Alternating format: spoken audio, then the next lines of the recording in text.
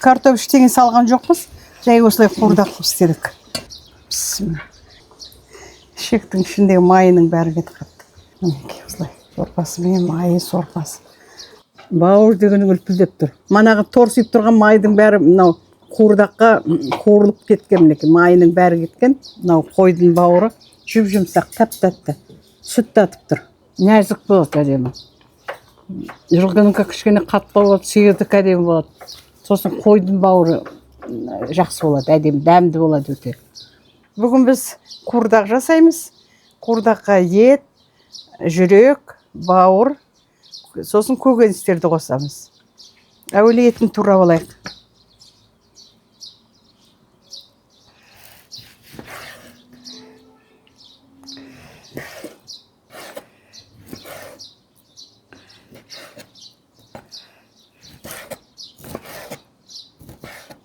Қуырдақты жеңіл істеуге қой сойғанда, ірі мал сойғанда, не қылғанда осы қуырдақты жасайды. Қой сойған кезінде қонақтар асығыс болса, жай қуырдақты жасап беруге де болады. Қуырдақ өте пайдалы, тез піседі. Майға қуырғасын әдемі тәтті болып піседі.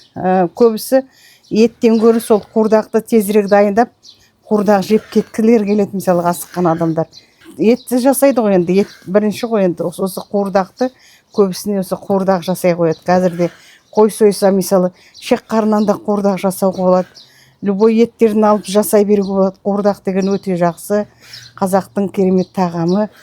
Мысалы енді қуырдақты үлкен адамдарда кішкентай қуырдақты өзі ауырының аты да айтып тұр ғой, қуырдақ деп. Кейбір жерде қуырдақ дейді, кей жерде қуырмаш деп айтады. Біздерде енді көбінесе қуырдақ деп айтады. Мынау соғым сойғанда, мысалы ірі қара май сойғанда, әсіресе жылқы сойғанда, жылқы болсын, сиыр болсын, ең бірінші сойғаннан кейін сразу сол қасапшылар қуырдақтың етін дайындап беріп атады осы. Сол тезірек дайындап. Сол етті ана қасапшылар соя бергенше, уже үйге 1-2 адам кіріп, әйелдер, келіншектер көмектеседі, тезірек қуырдақ жасай қояды. Бірінші қуырдағын береді әуелі. Сосын соғымшыларды керемет күтеді, қуырдағын береді, бүкіл асыл тамақтарын береді.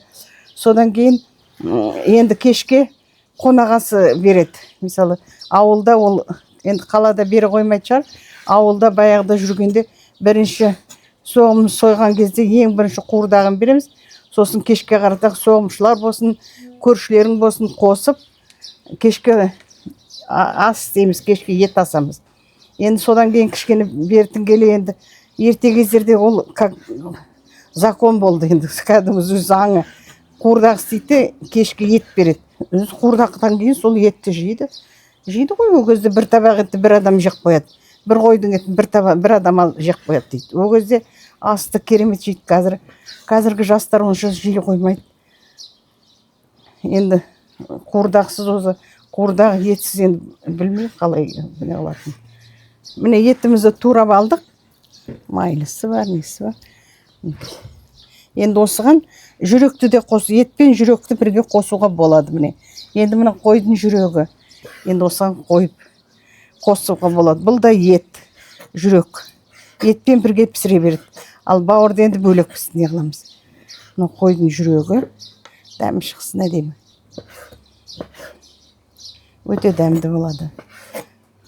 Бұл да ет қой, таза ет. Жүрек деп не қылады, жүрек болғаны. Таза ет бәрін жуып алдық. Саңырау құлағын, анамынысын, шетіндегілерін бәрін алып тастайды. Біз алып тастадық жаңа. Тағы да міне қалған. Таза. Қуырдақтың жағдайы солай. Біз өзіміз қандай енді районда жүрдік, қой соямыз, не қыламыз, қалай қой сойсақ болды, әйтеуір сразу қуырдақ жасай қоямыз. Кейте қуырдақпенен кішкене қуырдақты жасаймыз, сосын қой сойған сайын не жасаймын. Қойдың бүйені болады, мынандай кішкентай бүйен болады. Сол бүйенге қой сойсақ та не істесек, енді қойдың еті ғой бүйен кішкентай. Шұжық істей қоям.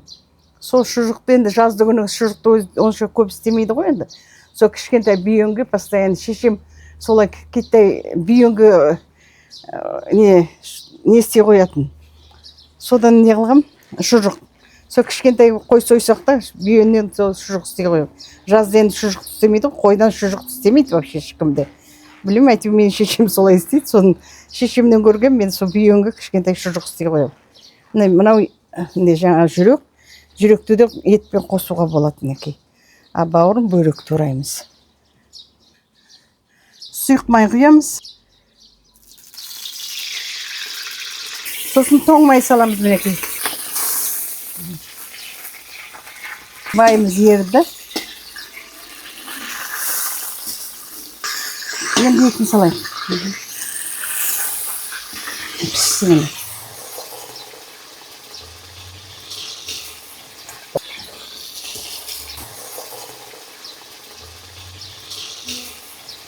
Енді бауырын тураймыз. Қойдың бауыры. Мына қойдың бауыры алғамыз. Соны тураймыз. Бәрін жуып алдық. Жасар кезде түгел жуып алдық. Таза бәрді.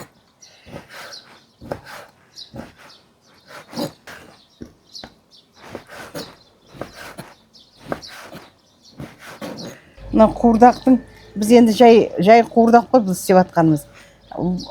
Қанды қуырдақ болады. Мына соғым сойған кезде сразу неғылған сол күні істеген қуырдақты, ондай қуырдақ екінші рет болмайды. Сол күні сойған күні істеген қуырдақтың дәмі деген керемет болады. Одан кейін екінші күні, үшінші күні бұлай неғылсаң істесең, ол өмірде олай болмайды. Бірінші қуырдақ, ең бір сойылып неғып жатқандағы қуырдақ өте дәмді болады. Бүкіл витамині, бүкіл несі бәрі ішінде. Нағыз оны қанды қуырдақ дейді. Нағыз әдемі тәтті қуырдақ. Ешқандай не қылмайды. Екінші күні, үшінші күні жай мынау істеп жатқандарымыз жай қуырдақ болар.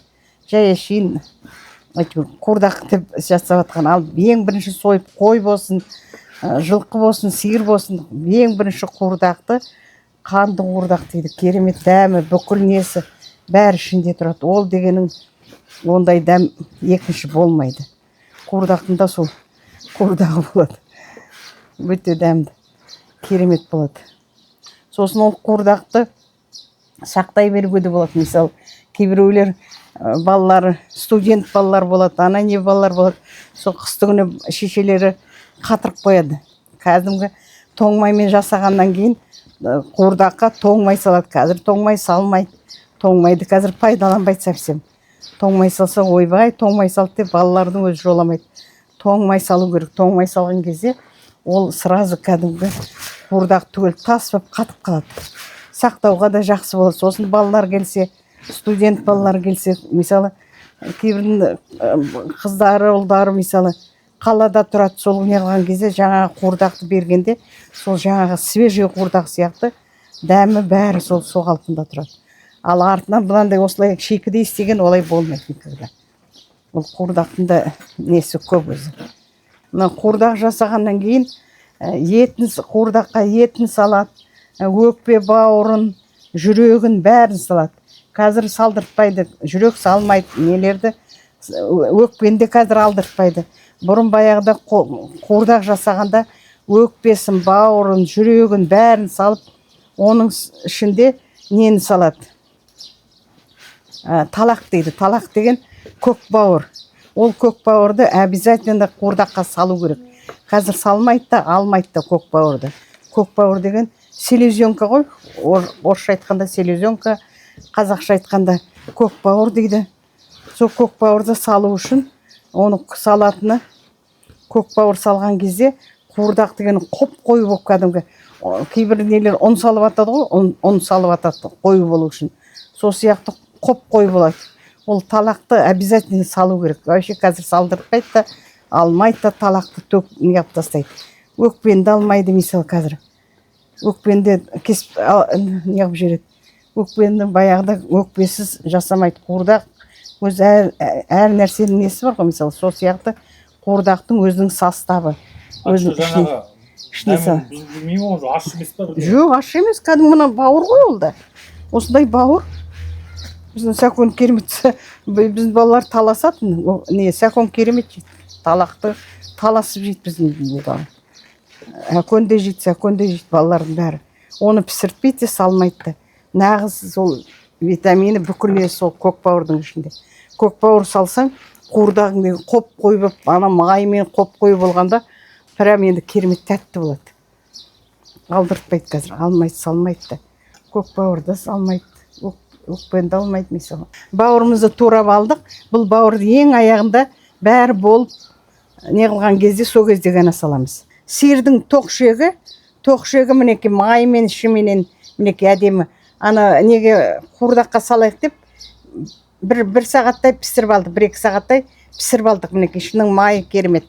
Мінеки тоқшек, мынау тоқшек, бұны тоқшек дейді. Қойдың, сиырдың тоқшегі дейді, қима дейді. Бұны табаққа да салады. Біз енді не қылғаннан кейін кішкене пісіріп алдық. Енді бұны осыларды кесіп қуырдаққа қосайық деп жатырмыз. Қуырдақтың ішіне қосып саламыз. Мінеки майы дегеннің ішінде тұр міне. Майы керемет. Чеснок салдық ішіне, керемет. Сиырдың тоқшегі пісіріп алдық 1,5 сағаттай. Енді ана неге қуырдаққа қосайық деп жатырмыз осыны. Майы дегеннің мінеки ішінде тұр, майы керемет мінеки. Шұжық сияқты мына майы. Бұны жайда осылай жей беруге де болады. Қоспай-ақ. Енді майлы деп сол қуырдаққа қоссақ, мынаның бәрі сол шек салады, мысалы қуырдаққа. Сол шектің орнына біз мінеки осы қима, осы сиырдың шегін қатты болады ғой деп пісіріп алдық. Осыны қазір турап қуырдағымызға қосамыз. Өте дәмді болады, әдемі. Мінеки қандай тамаша, мінеки май. Күлде май болып тұр, мінеки күшті. Тамаша. Қазір осының бәрін қазанға саламыз. Неменен бірге қуырылады. Май менен керемет май.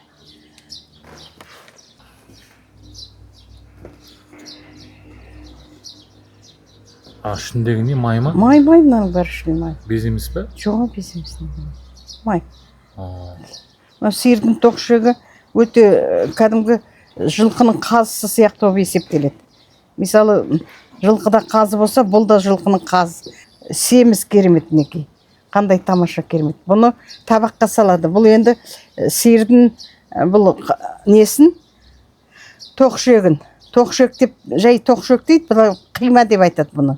Қазақша қима дейді. Бұл ненің қазысы. Мысалы, жылқыда қазы болса, бұны сиырдың қазысы дейді. Табаққа салады. Бұл кәдімгі неге мүшеге кіреді. Мысалы, жылқының қазыларын салып атса, бұнда үлкен семіз керемет болса, кәдімгі бүйтіп тұрып табаққа салады, осылай қылып тұрып, пісіріп тұрып, былай қылып тұрып салады. Сосын турайды, керемет, өте дәмді, тамаша болады бұл.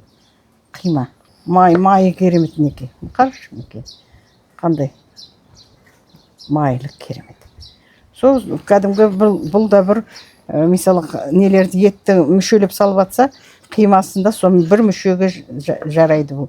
Сиыр сояды ғой, көбісі сиыр сояды, жылқы сояды, жылқы сойғандар қазы салады. Сиыр сойғандар осы қиманы әдейіне тұздап, құр тұзын бұрышын ғана салады, басқа ештеңе не қылмайды, айналдырып сосын барып табаққа салады. Өте дәмді болады әдемі. Майы дегені керемет неке. Осыларды міне табаққа салады. Біз мына ішіне әдемі дәмі берсін, еғылсын деп, әдейіне айналдырып, ішіне чеснок салдық. Тазартып бәрін еттік, мынаның бәрі чеснок мінеке. Мына чесноктар. Уже чеснок мінеке. Не қылып жатыр міне. Чеснок салдық. Мыналардың бәрі май міне. Түгір керемет не. Семіз сиырдың несі осындай болады. Керемет болады. Ішінің майын қарсы ішіне. Міне енді мұны қазы міне. Қазы мінеке. Сиырдың қазысы дейді бұны. Қима дейді бұны. Торғай жағында әлі салады осы нелер. Кімдерге барғанда осылай несін салады. Осындай шекті. Наоборот, осы шекті нені шектемей, ойбай мына қима салыпты ғой деп керемет не қылады. Қара бұрыш салдым, мынау қара бұрышпен чеснок салдық. Енді осыны пісіріп алып, біз қазір ана қуырдаққа қосайық деп жатырмыз. Шегімізді турап алдық, қазір ана қуырдақтың ішіне саламыз.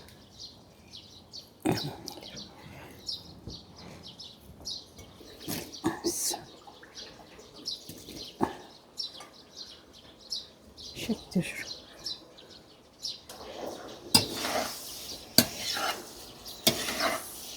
Енді етпенен бірге қуырылады шегіміз. Қайнап жатыр тамаша мінекей. Әдемі. Енді қазір тұзын саламыз.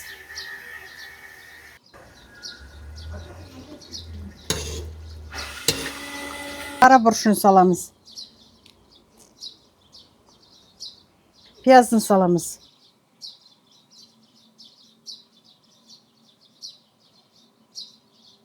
Аз болса тағы да саламыз.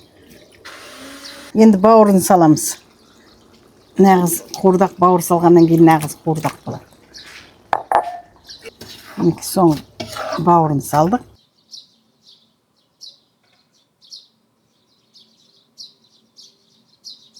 Ал қуырдағымыз пісті.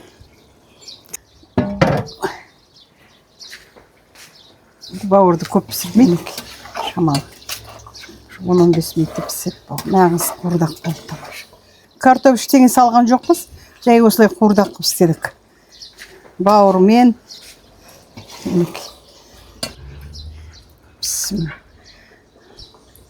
Шектің ішіндегі майының бәрі кетіп қалды. Май, су несі, майынан алайын қойып.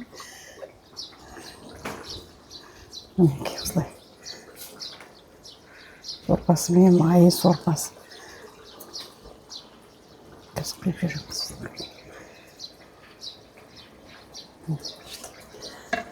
Міне қуырдағымыз дайын. Қазір енді дәмін көреміз. Қазір мында табамын. Ал пісімілі деп көрейік енді бауырынан, етінен. Керемет бопты. Бауыр дегенің үлпілдеп тұр. Керемет. Таш шекті көрем.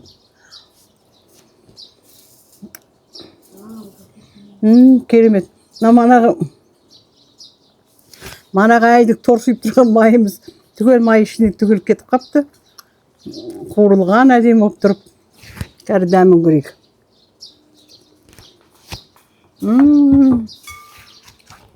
Тамаша. Жұмсақ бопты.